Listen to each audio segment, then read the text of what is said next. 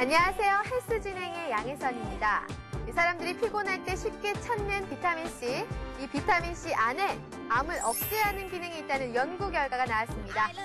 암 환자가 비타민C를 섭취할 때는 이 상처를 잘 아물게 하는 콜라겐, 섬유성 단백질이 많이 합성돼서 암 전이 속도도 늦춰주고 염증 반응까지 줄여준다고 하는군요. 전문가들은 채소와 과일에는 어느 정도 비타민C를 모두 포함하지만 조리 시에 쉽게 파괴가 되기 때문에 이 비타민 파괴가 적은 주스와 같은 산성식품을 많이 섭취하는 게 좋다고 합니다. 오늘 우리 가족들을 위해 비타민C 섭취하는 건 어떨까요?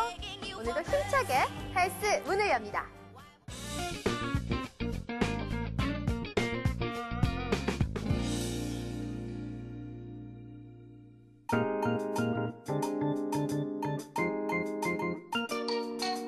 혈당은 우리가 섭취한 음식물에서 공급되는 포도당으로 인체 내에서 연료 역할을 하는 에너지원입니다.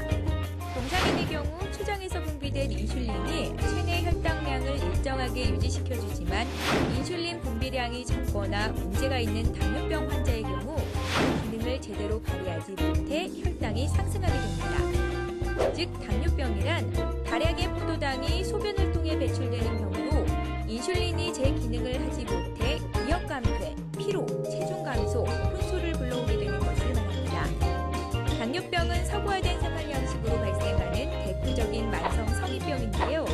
당뇨병으로 인한 합병증이 가장 문제가 됩니다.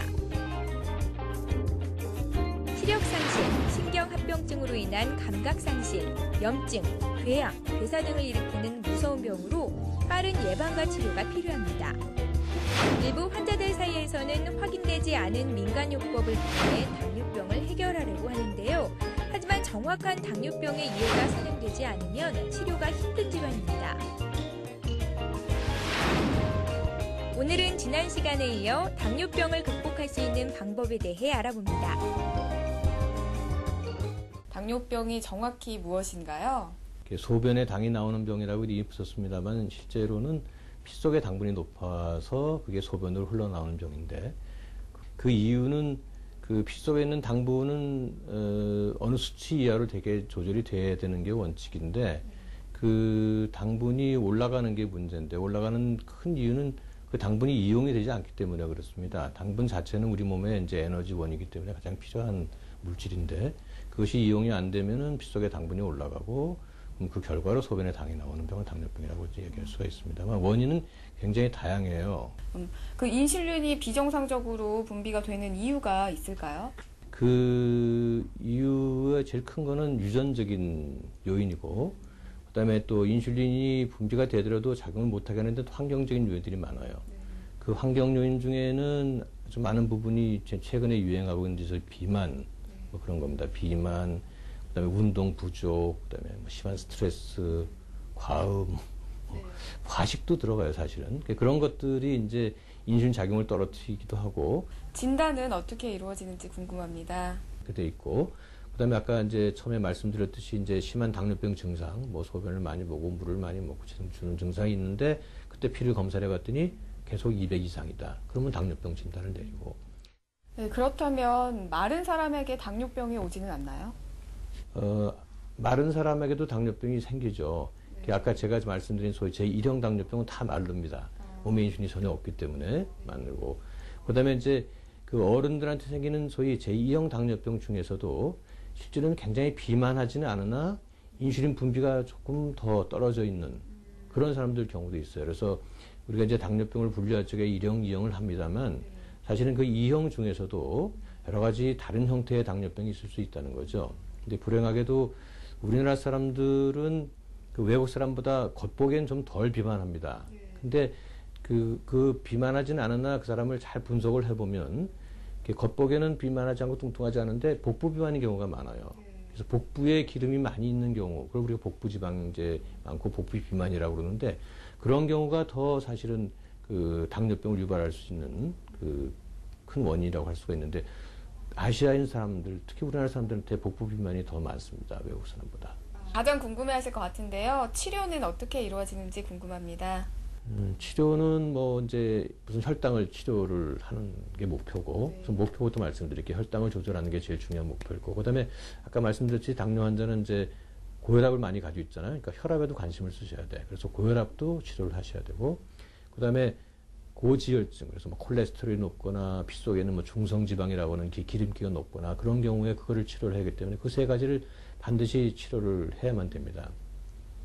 이제 이런 거를 한꺼번에 치료를 하려고 그러다 보니까 의사와 환자만의 관계가 좀 되지는 않죠. 그래서 여러 가지 팀을 만듭니다. 그래서 의사, 환자를 포함한 그다음에 간호사, 영양사, 뭐 심지어는 이제 사회복지사, 운동 처방사 이렇게 적어도 한 6개 정도의 서로 다른 직종을 가진 사람들이 한꺼번에 합쳐서 그 팀을 이루어서 치료를 해야만 된다고 돼 있어요.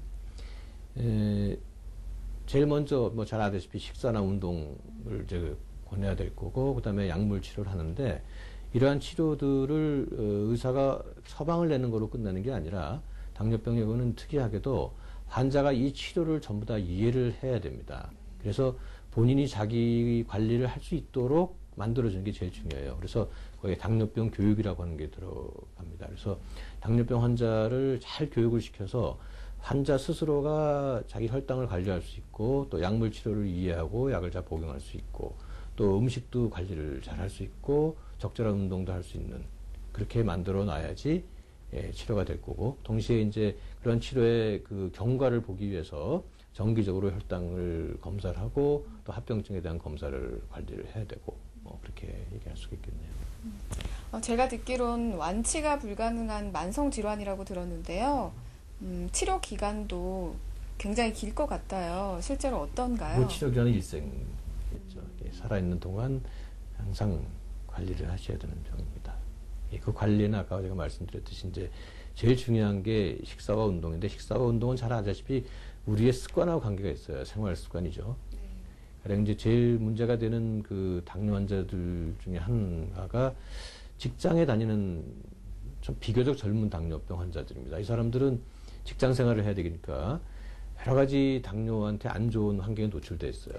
과도한 음주를 해야 되고, 늦게까지 근무를 해야 되고, 또 직장에서 스트레스를 많이 받아야 되잖아요.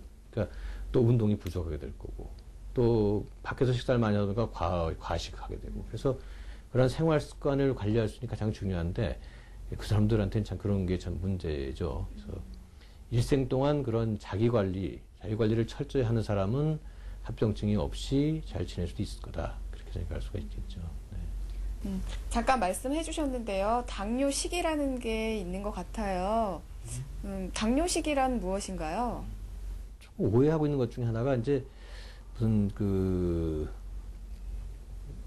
특별한 식사가 있는 것처럼 생각을 하고 있네요. 그래서 뭐 신장염이 있는 사람은 신장식이라고 하는 걸 있는데, 신장식의 그거는 그냥 염분을 제한하거나 단백질을 제한하는 겁니다. 병의 정도에 따라. 근데 당뇨식도 마찬가지로 당뇨식이라고 딱 정해진 식사는 없어요. 이게 식사라고 하는 거는 잘 아다시피 모든 영양소를 골고루 섭취하는 거고, 지나치게 많이 먹거나 적게 먹지 않는 거거든요. 그래서 당뇨 환자들한테 권하는 식사는 일반 사람들이 다 먹을 수 있는 식사고, 동시에 당뇨 환자들도 일반 사람들이 다 먹는 식사를 먹을 수가 있어요. 단지 그거를 본인의 혈당 상태나 혈압 상태, 고지혈증 상태에 따라서 가감을 하고 어느 정도 피해야 되는 그런 음식이 있죠. 가령 술, 이제 예를 들면은 술을 보통 사람들은 뭐 소주로 따지면 한 병 정도를 자기가 먹고도 그냥 보통 유지가 될 수 있지만, 당뇨가 심한 사람들, 특히 우리가 생각하는 뭐 혈당이 식전에 140 이상이다. 그러면 대개는 음주를 제한하거든요. 그런 식으로 좀 제한을 해서 먹게 하는 방법이 있고, 또 지나친 고지방 식사도 우리가 피하는 게 좋겠고, 당분을 올리는 가장 많은 것들이 잘 아시겠죠. 뭐 설탕 같은 거잖아요. 설탕이나 사탕, 먹어봐서 바로 단 음식 있죠. 그러니까 과일 중에서 아주 단 과일, 이런 거는 대개는 단순당이라고 그래서 먹자마자 한 시간 내에 당이 확 올라가는 그런 음식들이 있는데, 그런 거는 가능한 한 피하는 게 좋겠죠. 빨리 당이 올라가게 되니까 피하는 게 좋겠고, 뭐 그런 것들을 특히 피하는 거 외에는 먹지 말아야 될 음식이 따로 있는 건 아니에요. 우리가 먹는 식사 중에는. 이제 물론, 그러나 이제 그 당뇨 환자들이 먹는 음식들을 가만히 보면 우리 보통 사람들이 먹지 않는 음식들을 많이 먹습니다. 사실은 그 중에 하나가 소위 뭐 보조식품이라고 하는 것과 또 민간요법중에서 내놓은 여러 가지 뭐 이렇게 뭐 풀도 있고 게 중에는 뭐 번데기 가루도 있고 뭐 뽕나무도 있고 등등 보통 일반 사람들이 섭취하지 않는 식사로서는 돼 있지 않는 그런 것들이 있는데 사실은 당뇨식이라고 하는 거가 따로 있는 게 아니라 당뇨가 있는 사람이야말로 정말로 음식을 조심해서 드셔야 될 것 같은데 우리가 일반적으로 인정된 음식을 드시는 게 가장 안전한 방법이 아니겠는가 이렇게 생각합니다. 네. 운동이 중요하다고 하셨잖아요. 근데 운동하는데 어려움이 많다고 들었어요. 어떤 운동이 좀 효과가 있고 또 예방에도 좋은지 설명 부탁드립니다.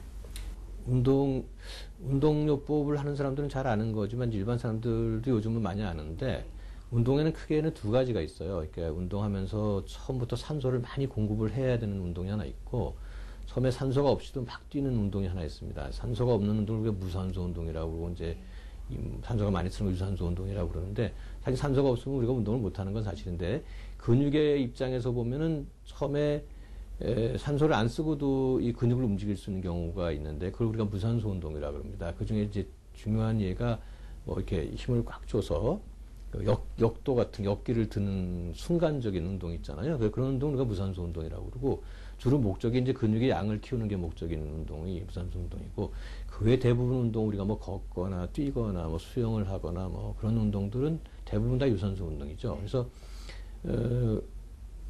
두 가지 운동이 다 그 당뇨 조절에 필요하고 좋은 겁니다. 그래서 당뇨 환자는 아까 이제 일반적으로 여러 가지 중요한 게 이제 우리 심폐 기능을 유지하는 게 이제 중요한데 합병증 예방에도 중요한데 그래서 유산소 운동을 기본으로 하고 그다음에 근력이라고 하는 게 굉장히 중요하기 때문에 나이가 먹어도 근력이 있어야 우리가 산다고 그러잖아요. 그래서 근력을 유지하기 위해서는 우리가 근육의 양도 적절하게 유지하는 게 필요하기 때문에 두 가지 종류의 운동을 교대로 아니면 뭐 혼합해서 하는 게 당연히 맞는 것 같고요. 그다음에 이제 운동 시간이 중요한데 매일 하면 제일 좋죠, 사실은. 운동이라고 하는 건 매일 하면 좋은데 운동을 우리가 한 번 하면 그 운동의 좋은 효과가 이틀 이상을 지속을 못 합니다. 그러니까 만약에 운동을 한번 잘 하고 심하게 운동을 한 다음에 사흘을 쉬었다. 그러면 이미 운동 효과는 없어진 거예요. 그러니까 그렇게 운동을 하시면 안 되고 그래서 적어도 일주일에 사흘 이상을 하라고 돼 있고요. 요즘 와서는 이제 한 닷새 정도는 적어도 운동을 하는 게 좋겠다.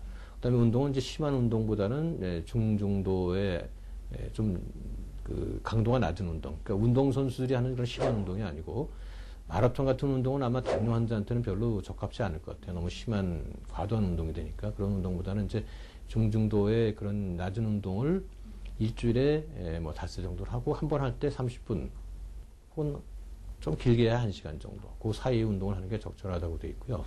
또 하나 이제 주의할 거는 혈당이 아주 심하게 높은 사람. 그러니까 당이 조절이 너무 안 돼서 뭐 목이 막 마르고 탈수가 심하게 오는 사람한테 무리하게 운동을 시켜서 그 사람한테 당을 조절하겠다. 그런 일은 절대 하시면 안 되고 또 인슐린이나 이게 약을 쓰는데 저혈당이 자주 오는 사람들한테도 심한 운동을 시키지 않아야 됩니다. 그다음에 또 하나는 이제 합병증이 온 사람들이 있어요. 뭐 눈에 합병증이 와서 망막에 출혈이 이제 의심이 되는데 운동을 시킨다. 이것도 안 될 거고요.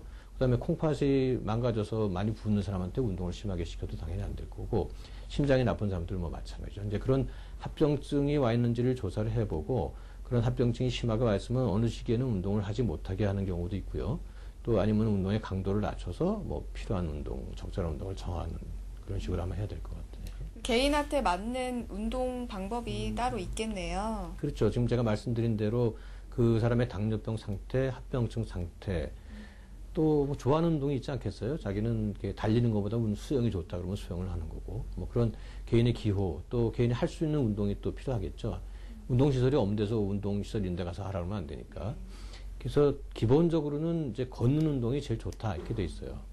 그다음에 이제 직장인들 같은 경우는 이제 시간이 없잖아요, 사실은요. 근데 운동의 중요한 거는 아까 제가 말씀드린 원칙적인 것보다는 본인이 진짜로 운동할 수 있는 습관을 만드는 게 중요한데 매일 아침 6시에 나가서 10시에 집에 들어오는 사람한테 그러면 어떻게 운동을 할 것인가 이제 그런 문제도 생기지 않습니까? 그런 경우가 정말로 운동할 시간이 자기는 없다 그렇게 생각되면은 직장 내에서 그 활동량을 늘리면 그게 운동이 됩니다. 그러니까 앉아있는 시간보다는 걸어다니는 시간을 많이 한다든가, 심지어는 사무도 이렇게 서서 보는 사람도 있어요. 서서 이렇게 움직이면서 사무를 보는 경우도 있고, 그런 식으로 자기의 운동 시간을 만들면 되는데, 제 생각엔 대부분 그 남는 시간에 운동을 하려고 그러거든요. 근데 그렇게 해서는 운동을 못하고 습관을 만들 수가 없으니까, 오늘 저녁에 약속해서 친구를 만나러 간다 그러면 모임을 하기 30분 전에는 30분 동안 운동을 하는 식으로 하는 게 아마 더 낫지 않을까. 그래서 운동 시간을 먼저 정하는 게 가장 중요하고, 그런 시간을 정함으로써 운동 습관을 만드는 게 가장 중요합니다. 운동 외에도 당뇨병을 예방할 수 있는 방법이 있을 것 같아요. 어떤 것들이 있을까요? 당뇨병 예방이 이제 이렇게 뭐 단순한 건 아닙니다. 그러니까 당뇨병을 예방하는 거는 적어도 3가지 단계가 있다고 보시면 되는데, 제1단계, 당뇨병 제1, 2 예방이라고 그러는데, 그거는 뭐냐면 당뇨병이 생기기 전에 예방하는 거죠. 당뇨병이 생기기 전에 예방하려면 내가 당뇨병에 걸릴 기회가 높은가 낮은가를 먼저 아는 게 중요한데, 그 우리가 당뇨병의 위험인자라고 그럽니다. 그래서 자, 가족 중에 당뇨병 환자가 있다. 내가 혈압이 좀 높다. 뚱뚱하다. 고지혈증이 있다. 또 뭐 스트레스에 많이 놓이는 상황이 있다. 그러면 이 사람들은 당뇨병이 될 가능성이 많잖아요. 그런 사람들 경우에는 굉장히 오래전부터 정기적으로 혈당을 체크해보는 게 중요합니다. 그래서 아까 제가 말씀드렸듯이 126이라는 수치가 넘지는 않더라도 100, 110 이런 단계에서 이미 예방을 시작을 해야 되는데, 그걸 우리가 제1차 예방이라고 그러고, 2차 예방은 이제 당뇨병이 생겼어요. 어쨌든 간에. 그래서 이제 생겼으면 이게 이제 진행을 할 텐데, 그러면 그 사람들의 목적은 생겼지만 합병증이 오지 않도록 하는 거지 않습니까? 그 사람들한테는 철저하게 혈당 관리를 해야 되니까, 그게 2단계가 되겠고, 3단계는 이제 합병증이 생겼는데 이것이 진행을 좀 하지 않고, 이것 때문에 사망하지 않도록, 또 불구가 되지 않도록 하는 이런 단계인데, 제일 좋은 거는 이제 1차 예방을 하는 게 제일 좋겠고, 제일 쉽고, 근데 그 1차 예방에서는 제일 중요한 게 약물을 치료하는 게 아니고, 자기 생활 습관을 이제 관리를 하는 겁니다. 그래서 식사 습관도 조정하고, 운동 습관도 만들어야 되고, 그게 가장 중요하고 또 가장 효과적이라고 돼 있어요. 우리나라는 아직 그런 예방 사업을 해서 그 결과를 낸 게 없는데, 선진국에는 굉장히 많습니다. 그래서 음식하고 운동 같은 거를 해서 조절을 하면은 1차 예방을 할 수가 있는데, 뭐 상당히 많은 뭐 50몇 % 이상 당뇨병을 예방할 수 있다는 그런 얘기도 있으니까, 우리가 1차 예방에 신경을 써야 되겠고, 걸린 경우에는 이제 2차 예방인데, 그런 경우는 천상 이제 아까 말한 당뇨병 치료 팀목을 가지고 그 안에서 약물 치료도 열심히 해야 되고, 정기적으로 혈당 검사도 하고, 합병증이 생기는지 조사를 해보고, 뭐 그렇게 관심을 가져야 되겠고, 3차 예방이 되면 이제 환자 자신이 할 일보다는 이제 병원이나 가족들이 해야 될 일이 더 많아지겠죠, 결국은요. 네, 일반인들이 당뇨병에 대해 오해하는 점들이 있으실 것 같은데요. 어떤 것들이 있을까요? 우리가 가지고 있는 이제 당뇨약이라고 하는 거를 이제 개발된 역사를 보시면, 당뇨약이라고 하는 건 처음에는 풀뿌리나 뭐 나무 잎이, 그다음에 심지어는 뭐 동물의 뭐 이제 그런 거에서 나온 거로 시작을 합니다. 그러니까 당뇨 환자분들이 이제 가지고 있는 것 중에서 내가 이제 병원에도 치료를 받으러 가고 약도 먹는데 이거 말고 뭐가 더 좋은 게 없을까? 그래서 많이 찾아다니잖아요. 그래서 여러 가지 약이 되기 전에 그런 물질들을 막 섭취를 하는 경우가 많아요. 그게 이제 그게 이제 소위 이제 민간요법이라는 거 대부분이 그런 건데, 사실은 우리가 쓰는 약제나 치료 방법은 다 그런 거를 다 정제를 해서 검증을 한 다음에 개발된 거니까, 사실은 그런 거를 믿기보다는 사실은 이제 우리가 현재 확실하게 확립된 그런 치료 방법을 믿는 게 제일 좋을 것 같은데, 자꾸 그런 데 빠지는 게 조금 이제 문제가 있는 것 같고요. 뭐 그 외에는 뭐 아까 뭐 원인을 따졌을 때 뭐 당뇨병은 유전병이니까 뭐 나는 이제 어머니가 당뇨면 난 무조건 당뇨다. 근데 그렇지 않은 거 사실이고요. 그 외에 여러 가지가 있는데 하여튼 잘 생각이 안 나는데, 하여튼 여러 가지 그 당뇨 환자들이 잘못 오해하고 있는 게 많습니다만, 이제 그거를 우리가 어떤 종류냐가 중요한 게 아니라, 우리가 치료하다 보면 그때그때 생기는 이제 그런 이제 의문점들이 생기는데, 그래서 제가 권하고 싶은 거는, 반드시 잘 조직화된 교육팀에서 교육을 받아서 본인이 당뇨가 어떻게 생기는지, 또 이거 생기면 어떻게 관리를 해야 되는지, 또 관리를 하지 않으면 어떻게 되는지 등등, 우리가 알고 있는 모든 지식들을 환자가 우선은 섭렵을 하고 자기 관리하는 방법을 자기가 익혀야지만 그런 이상한 믿음에서 벗어나지 않을까 그렇게 생각이 되네요. 네, 마지막으로 시청자께 당부 한 말씀 부탁드립니다. 예, 아다시피 이제 당뇨병이 걸리면은 가지고 있으면은 이제 가족들도 사실 많은 이제 힘을 좀 쏟아야 되는데 제일 전 중요한 거는 처음에 당뇨병이 생겼을 때 많은 사람들이 뭐 당황하고 불안해하고 그렇습니다. 그래서 우울증에 빠지는 경우도 있어요. 심한 경우는요. 그래서 그런 거를 안 하게 하려면 가족들이 도와줘야 됩니다. 도와주는 방법은 뭐 아다시피 여러 가지를 서포트 해주는 건데 제일 중요한 게 심리적인 서포트를 해주는 게 제일 중요한 것 같아요. 그래서 예, 같이 뭐 혈당도 측정을 해보고 음식도 같이 당뇨 환자의 음식을 같이 먹어보고 실제로 이제 의사들이나 교육팀들은 환자를 교육하기 전에 직접 자기가 당뇨 체험을 해봅니다. 뭐 주사도 맞아보고 약도 먹어보고 혈당도 측정해보고 또 식사도 자기가 일기를 적어가면서 조절해보고 그러거든요. 그래서 환자를 이해해주는 노력이 제일 중요한 것 같고요.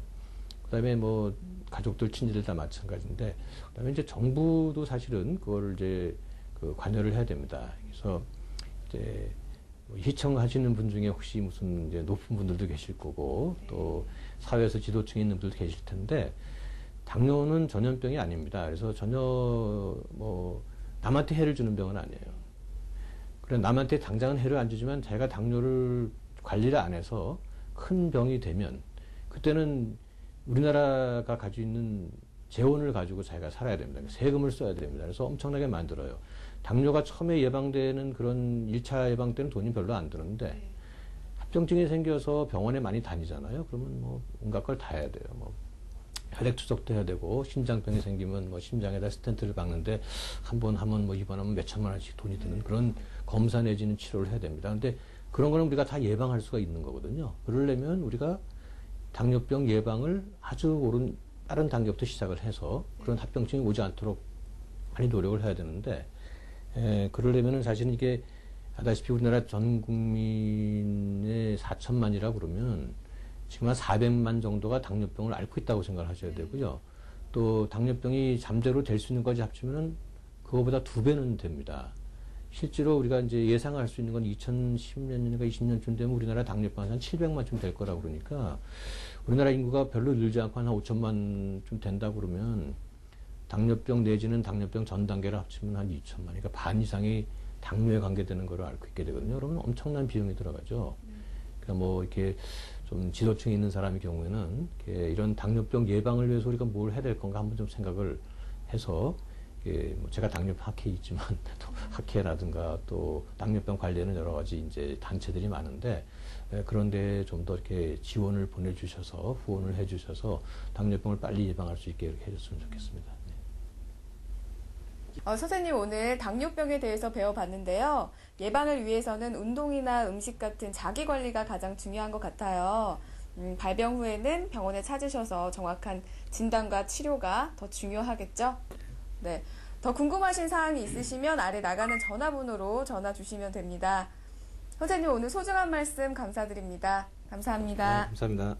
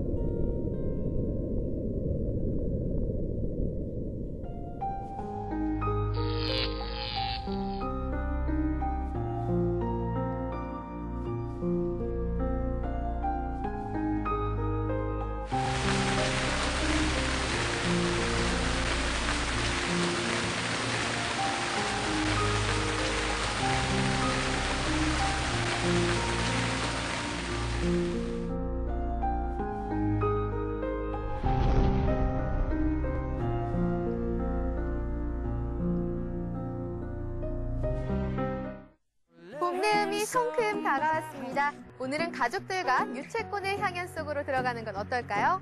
이 유채꽃은 단백질의 함량이 높고 또 비타민과 칼슘, 엽산이 많아 건강에 좋다고 합니다. 특히나 이 엽산은 식욕부진과 빈혈에 아주 좋다고 하는군요. 봄내음도 막고 가족의 건강도 지키고 일석이조 아니겠어요? 저희는 여기까지입니다. 다음 주에 더욱더 건강한 소식 들고 찾아뵙겠습니다. 여러분 건강하세요. I reckon it's again my turn to win some or learn some, but